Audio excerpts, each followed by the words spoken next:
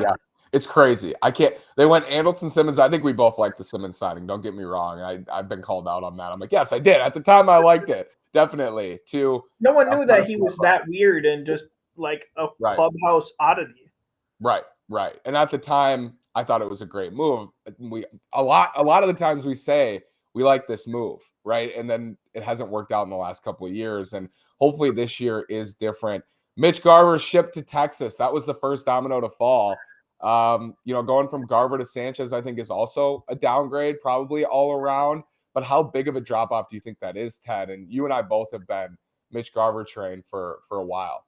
Yeah, I mean, obviously, I think a lot of my tweeting through it was personal feelings and whatever, just being connected to Mitch, knowing him well, knowing his family, that kind of thing. I think he's probably one of the 2 or 3 best catchers in baseball offensively when he's healthy. I think that the health issues get overstated a bit. I mean, especially last year, he missed so much time because he took a foul ball to the cup. Like, that's not something, just like when Byron Buxton missed time because he got hit on the hand. Like, those aren't injury things that they can control. I think really what that says to me is the Twins believe Ryan Jeffers can be the guy, and they've been ahead of that or on that since they drafted him, because he was drafted way ahead of where he was expected to go. He was not expected to be able to stay a catcher. He was expected to be a bat. And so if they're that bought in that he is the regular catcher, I don't think the bat downgrade from Mitch to Gary Sanchez is going to be as pronounced if they can rotate it around. And also, they've reallocated those assets into other spots. I mean, the Twins haven't had a offensive shortstop maybe ever. Like Jorge Polanco, I guess you could say that, but he was such a bad shortstop that it was a gap there too. And if it allows them to go get Frankie Montas or Sean Manaea, yeah, I would love to have Mitch Garver still here. I would love to have him here instead of Gary Sanchez. But if that was part of the roster construction and, again, that pivot that they wanted to do, I can understand that. As you were talking, I'm thinking about how much, and even back to 2019, Nelson Cruz is out, Scope is out, Crone is out, Garver's out, Donaldson's out from 2020, 2021. They are completely flipping this lineup. It's almost Sano, Polanco, and Kepler and everybody else, right? And Luis Arraez and some others, but it's really flipped. I want to talk about the Twins bench. I've gotten questions about this, and I do think it's overlooked a little bit, like the bullpen too, and we can get to the bullpen. But the bench, do you see Nick Gordon? Do you see Brent Rooker? What are you thinking for the bench? Because last year I remember it was like one spot was in question. It was Rooker or Garlick as the 4th outfielder. It ended up being Garlick. What's your thought on the Twins' depth on the bench? Yeah, it's funny because, I mean, I was just kind of updating my payroll here, and if they do sign Cueto or someone like that, what it looks like. And I mean, really, the only bench player I think that you could say is in ink is Luis Arraez, and he might be traded. So yeah, I mean, I think that a lot of that comes from internal candidates that are probably making the league minimum. So you're talking like Trevor Larnach. I would imagine their 4th outfielder is Gilberto Celestino. I know last year people note that he was not ready. He was promoted from AA when he had to take over for Buxton. But when he went back to AAA, all he did was rake. I mean, he hit real well for the Saints. So I wouldn't be shocked if he gets the nod on opening day to be that 4th outfielder and actually produces this year. They don't really have a utility guy unless that's Nick Gordon. I think it was during the lockout I wrote at Twins Daily, I could see it being Daniel Robertson. I think he's the more likely of him and Tim Beckham to actually make the roster. I just don't think Tim Beckham brings enough to the table. But I could see Robertson being a utility guy. They probably have to carry a 3rd catcher if Sanchez is going to DH regularly. They claimed Godoy off of waivers. I don't really know anything about him, but I mean, that's all they have on the 40-man roster at the catcher position. So yeah, their bench is very much in flux, but I think all of the guys that probably start on the bench are currently in Twins camp. I don't really see them going and signing a utility type at this point to make their opening day roster unless someone gets cut or waived. I would have liked to see Albert Almora as a fourth outfielder. I think he's an awesome defender, and I think there's a little bit of a ceiling there. But he signed with the Reds, I think, yesterday. So, yeah, their bench will be interesting. I think there's a lot of options, some with more upside than others. I think Trevor Larnach's still getting slept on way too much as a prospect that had an amazing bat, was hurt a little bit last year. But, yeah, their bench will be interesting to see what Rocco does there. I want to put this idea past you. I know it's been mentioned a couple times, but the Padres now missing Tatis for 3 months, it looks like at least. They got Musgrove. Clevenger's throwing. They have Blake Snell. Yu Darvish is a guy I looking at the Padres payroll too. They're a little bit over $200 million. I think they're needing some salary relief because I think they still would like to go add offensively, and I wonder if that would come from the Twins in any sort of deal. Yu Darvish set to make $20 million. Ted, I think it's an outside the box thought, but would there be any chance you could see that happening where the Twins take on that salary, get up to 140, 145, even 150 million in payroll? Jim Polak quoted as saying he wants to compete this year in Ken Rosenthal's piece. What do you think about Yu Darvish? Yeah, I like Darvish a lot. I liked Darvish when he signed. I believe he was dealt, right, from the Cubs to the Padres. But when the Cubs signed him, I thought, I mean, the Twins were in on that. He had that Levine connection. And I think he had a pretty good bounce back year that second year with the Cubs or something like that. But yeah, he's been a durable and very good arm for quite a while. I wouldn't mind that addition to the rotation either. And I think, as we've heard Montas's name so often, it's constantly been like, oh, okay, that's the only guy they're looking at. Right. And I don't think that's the case. I think there's a lot of starters that they're probably in play on. But I heard too from a source that has talked with Jim that I've been using 130 as kind of where they have to get to, because that's roughly where they were at last year. And I was told, he's open to 140, 150. Yeah, that maybe falls on deaf ears for Twins fans who are sick of seeing them not spend. But it's also the concept of like, you can't just go spend $20 million because you want to get to 150. There has to be talent to do it or a reason to do it too. But yeah, the Twins don't have a cap of this is where we have to be at. So I think if that's something that Falvey went to ownership with and said, hey, let's add, salary relief here, or add salary relief for a pitcher and we don't have to give up much, I don't think that would be a problem for them. I think that's a path. I do. And I think so much of what they do over the next week, and you mentioned this is going to be a fun week. I agree. I think it's going to be a really fun week. We're getting closer and closer. 2 weeks from Thursday is opening day at home against the Mariners. I think it's 3:05 first pitch or 3:10. Cannot wait.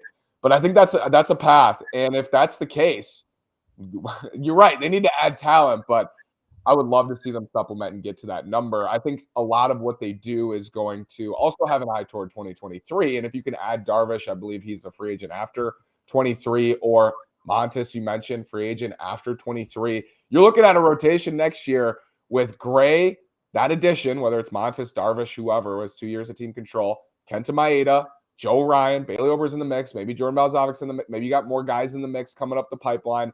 That's exciting to me. And all of a sudden, I see a rainbow at the end of the tunnel. And that's, to me, that's super exciting. And I think we can start to think of 2021 as more of a down year than a precursor to 5 years of being terrible.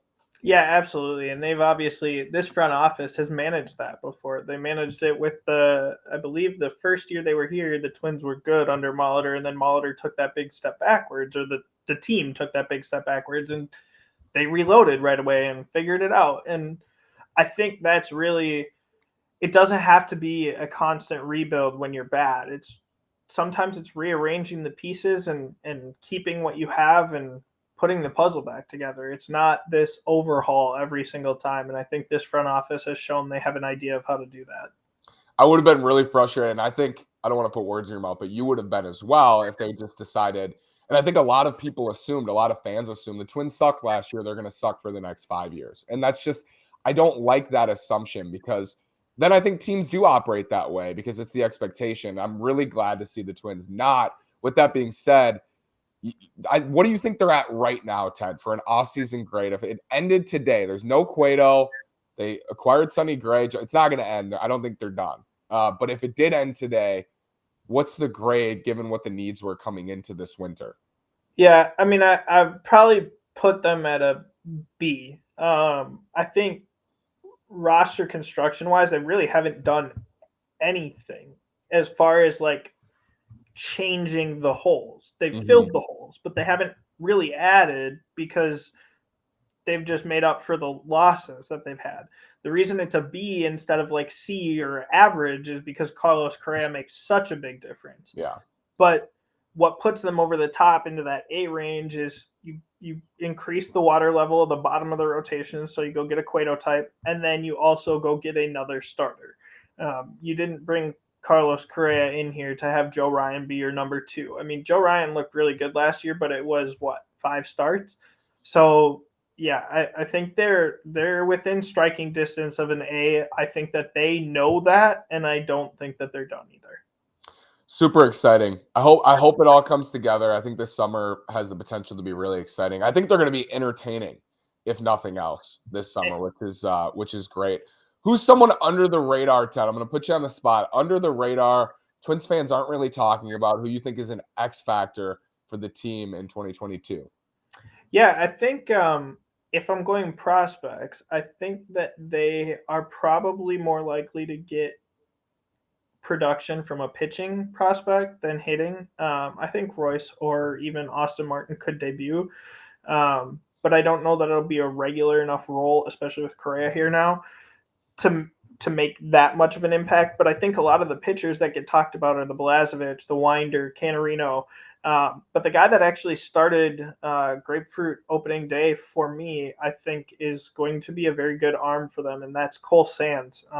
He didn't pitch his first year after getting drafted, and then really blew up, I believe, last year at AA. And I think he's going to spend a good amount of time at AAA for the Twins this year, and I would not be shocked if he finds his way into that Bailey Ober type trajectory, or if it's a little bit later in the season, more Joe Ryan. But I think he has every bit the stuff to be right there with Winder and some of those other big name prospects.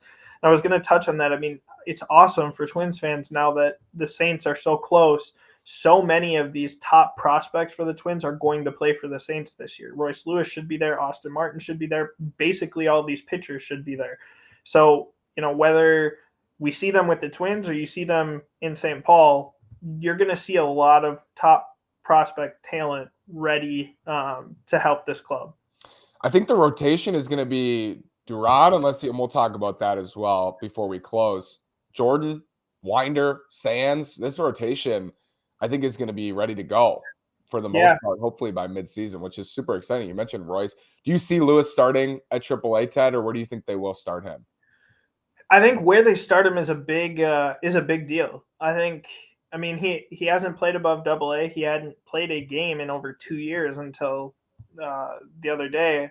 But if they start him at AAA, it really shows an aggressive push of A, we believe you're healthy, and B, we want you to show that you're knocking on the door.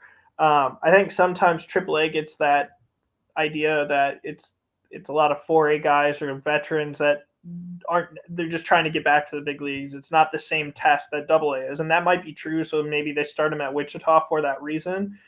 But I mean, sleeping on Royce at this point for this year seems like such a bad step with how locked in he appears to be. And I think he's ready to emerge wherever the Twins will give him a shot. So yeah, I think AA or AAA, I'm not sure where I'll tab him yet, but I think he's going to have a great year. I wonder if Martin and Lewis will be up the middle somewhere together to start the year. I wonder about that. I agree with you on Royce. I think at this point it would be a mistake to trade him right now. I would honestly, I don't know. It's tough, and I think this is part of just we've seen Royce and we've been invested in Royce because he was drafted first and he's been in the organization. And I think you talk to him and he's really just a likable person and such a driven worker. In some ways, I would prefer to see anybody else dealt, in any deal. And I agree with you on that front. Ted, you're going to Fort Myers today. Are you not? Tomorrow morning. Tomorrow morning, Fort Myers. What are you most excited about going down there? I mean, I was excited to see baseball, and then when we signed Correa, and now his press conference will be Wednesday. That'll be a lot of fun. I'm going to be at that, so Oh, amazing. that'll be a lot of fun. They have a couple good opponents. I think Thursday is the Rays. I'd like to see Wander. I've seen him a couple times in person. Port Charlotte isn't too far, so maybe they'll have him travel. But yeah, they have, and then I think tomorrow is the Braves. So they have a couple decent opponents that we should get to see some good baseball in front of. May see a Correa debut as well for the Twins in spring training. I think maybe Thursday. Yep. Yeah. Could be Thursday. He's at Twins camp. I'll believe it when I see it. Would like to see the the official announcement because it's unreal. It's like, wake us up. I can't believe it. I was sleeping and my friend came and slammed on my door and said, you got Correa. You got Correa. It was unbelievable. Can't believe it. So they filled some of these holes with an exclamation point, but there's more work to be done. I think we're seeing at Twins Daily, we're seeing where we put out our content. Twins fans they're back awake, Ted. Like they're awake and they're ready to go, I think. And it's exciting because last summer, as content creators for you and me, it was just super tough. It was tough in the second half to see people just not care, see people just understandably ripping on the Twins. Do you get that sense as well that people are starting to buy back in, maybe skeptically, but starting to feel that this could be a bounce back summer? Yeah, absolutely. And I know like during the lockout, I kind of questioned like how often it was getting suggested that, oh, like baseball is losing all these fans because of the lockout. Yes and no. Like, yeah, you're not helping by making your sport more difficult to consume, but baseball is a sport that people are going to be there, that our fans are going to be there regardless. The fact that you're not growing the game isn't necessarily because there's a lockout. It's because you don't have a good job or you don't have the right people in place to market the game and market young stars and that kind of thing. And the commissioner isn't great. But yeah, now that we don't have that and baseball is back and the Twins have really put an exclamation point on baseball being back, I mean, this team winning games is the last piece of the puzzle for everyone just to jump right back in. 2019 was so fun. And the amount that the Twins just galvanized around that excitement, I don't think that they have to go break a home run record or do anything like that to get buyback from fans. I think that this team is going to be exciting. First month. Let's just have a good first month this year. Last year, just the first month sucked so badly. Ted, right now, last question I'll ask you right now, and you can assume that they're going to make other moves because I think we do. So what you assume and what you think they'll do factored in, how many games do the Twins win? Do they make the playoffs? Where do they finish in 2022? Assuming another starter, I would put them at 95 wins. I think that's probably enough to win the division. I think they're right there with Chicago. One of them will win 95, one will win like 93. And I think that not only do they win a playoff game and get rid of that absolutely asinine stat, but I think they win a series. I wouldn't be afraid of anyone that the Twins would go up against in the American League this year. I think that there's talent in some of the other divisions, but like some of those demon type foes that they seem to run up against, the Yankees or whoever, that they just can't beat. Like they have a better roster than the Yankees do right now. So yeah, I don't think that this is a first round exit team for the Twins. This is what we should be saying. Last year we were saying the same thing, right? And it was completely reasonable. And I'm so glad that it looks like it's going to be reasonable again for this year, which is awesome. Ted, thank you so much. Have fun in Fort Myers. We'll see you so soon. Want to have you back on after the Twins make their next big move. But thank you so much, sir. I'll see you soon. Hopefully we get to Target Field again for a little outing. For sure. You can follow Ted at TL Schwerz. You guys know Ted. TLSCHWERZ on Twitter and twinsdaily.com. He's always pumping content. Thanks, Ted, so much.